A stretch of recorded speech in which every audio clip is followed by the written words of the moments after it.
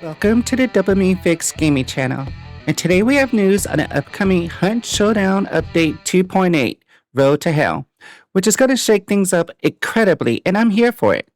So with these extended 3-month-long events drawing up any meaningful news, I was totally blindsided by the release of the gameplay and event trailers, and well, I really have to hand it to Crytek. The cinematics are very well done.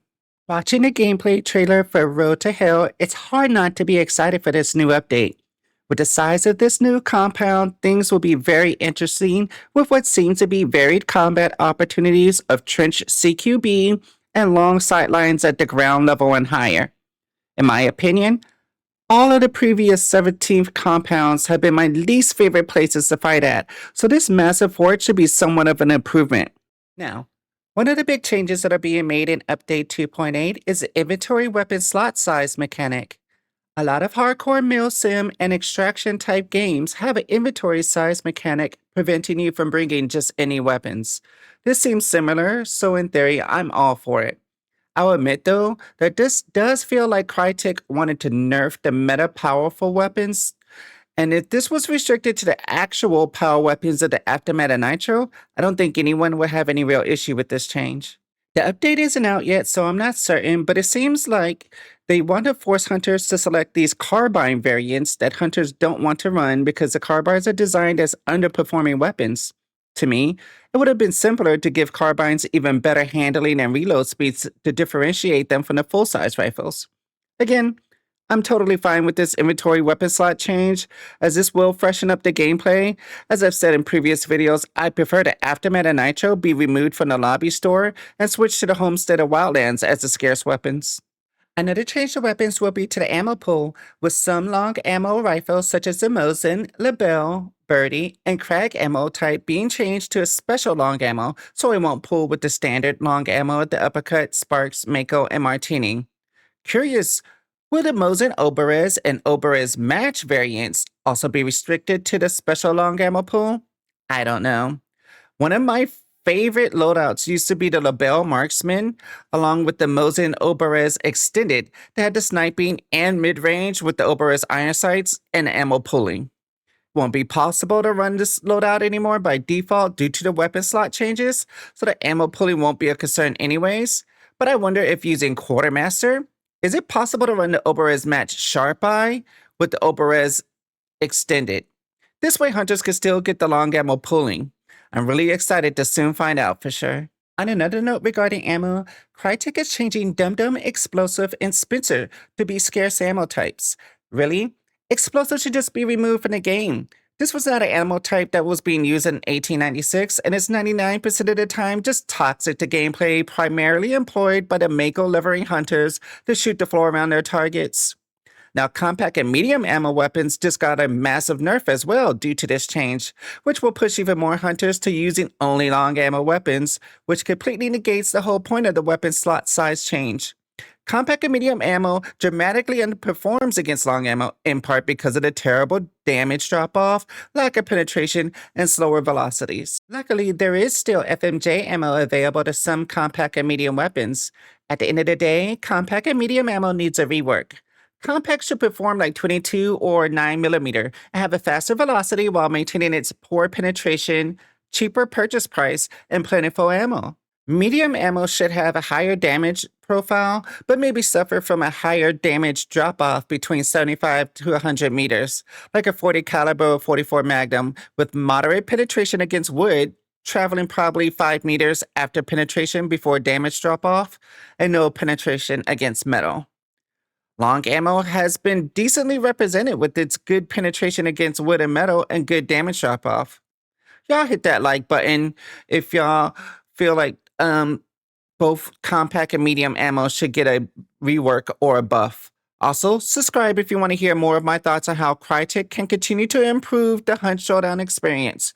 I really do feel like Crytek's listening, as there's already been a few changes to Hunt that I requested in previous videos, where I requested that the extraction and supply points be hidden by default, community events be broadcasted in-game and not just on social media, requesting story progression challenges to give hunters something in-game to do to earn skins, although they did also start charging us for that. And Hunt Showdown leaning more into the hardcore aspects of the extraction shooter genre instead of being casual. Hunt Showdown should really focus on bringing the game closer to the sim side of gaming when it comes to the weapon representation and balancing. The vast majority of hunters really get thrilled by the accurate portrayal of these historic weapons. It's part of the charm of the game, and leaning into the realism of the weaponry would do way more to bring in new players than releasing more and more fantasy weapons like the Aftermath, Flame Rifle, and Shredder. On that note, the release of the Maxim rifle is not really all that interesting to me, as like with the Flame Rifle and Shredder, I don't see myself running it all that much, but it is still really cool, especially the malfunction mechanic, and should be brought to all weapons.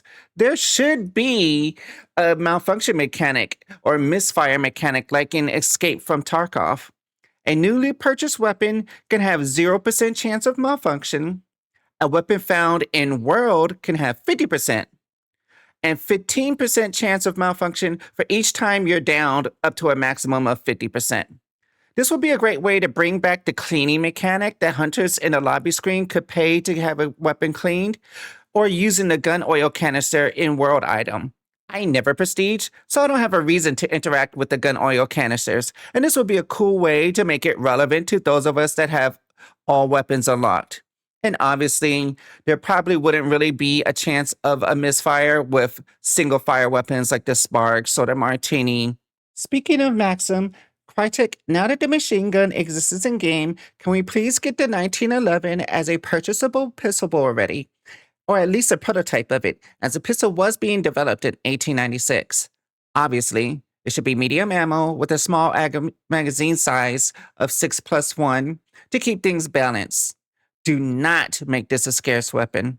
And aside from me wishing for the 1911, I should note that we are getting the 1890 cavalry rifle, which is made by Springfield and uses long ammo, will be single fire, and will use the very slow muzzle velocity because Crytek is so enamored with incredibly slow muzzle velocities. On another note, Crytek released a post regarding its Fair Play Task Force, and one of the big things they talked about are the updates regarding bans, and it should really be refreshing for my fellow console players to know that mouse and keyboard users are being banned on consoles thanks to the new AnyBrain tool. Crytek also highlighted the importance of hunters reporting suspected cheating. It's not enough just to whine about cheaters when you die. Use the in-game report mechanic so that the system can learn who, what, when, and where to watch for suspected cheaters and remove them from the game. Crytek does claim that at some point this year, there will be a feedback component that will let you know if your report resulted in a ban or not. They also will be tackling the high ping abusers, but that seems like a work in progress as they try to balance player lobby count and friends wanting to play together across regions versus players intentionally trying to abuse the ping sensor. Now, mostly this has been a positive video, but I do want to say that there are a couple small things that Crytek needs to address. One, and most importantly, is the unlimited jump spamming. It is no different than the crouch spamming that we used to deal with. It has no place in this game, being that it's absolutely unrealistic to constantly bunny hop during a shootout to prevent a headshot.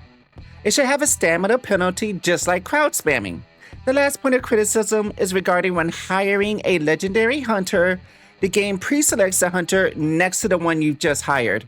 Why do that? It's a small thing, but a nice quality of life to fix. All in all, things are looking very bright for Hunt Showdown with Update 2.8, and I congratulate Crytek and hope they keep pushing the game more towards the realistic weapon and ammo implementation and lead towards a hardcore extraction shooter community. I hope y'all enjoyed the video and tune in for more Dopamine Fix.